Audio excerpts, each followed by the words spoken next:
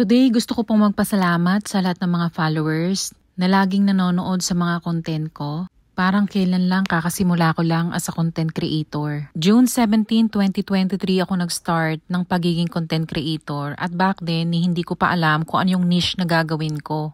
Back then, nasa 800 lang yung friends ko, so doon ako nagsimula. Parang kailan lang at naaalala ko yung unang videos na ginawa ko. Nagpapakilala ko sa camera and then ini-explain ko kung ano yung mga tipid tips na ginagawa ko.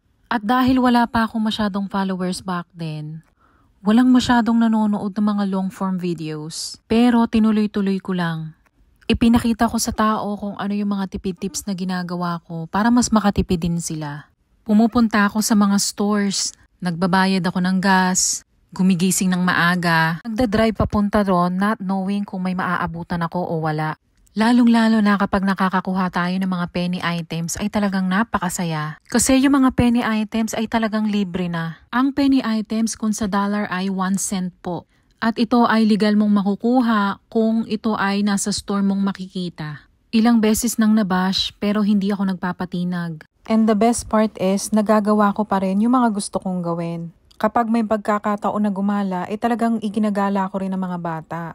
Hanggang dumating sa point na nabigyan din ako ng pagkakataon para makapag-work. At ito nga yung pagiging spark driver.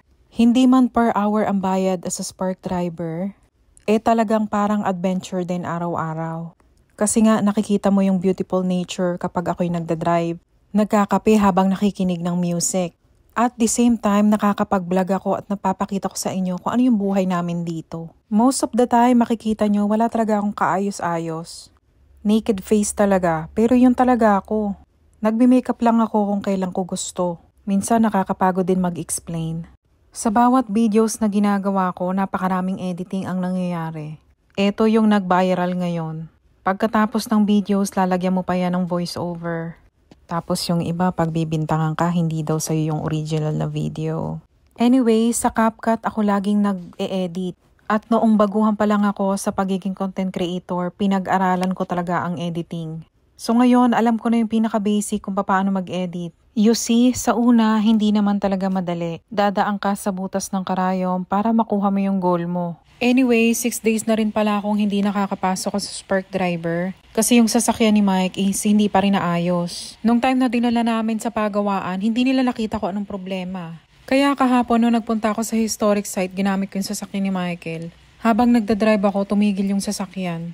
Kinabahan ako ng bongga kasi kasama ko yung mga bata. Sabi ko sa sarili ko, kailangan makauwi kami kasi gubat doon.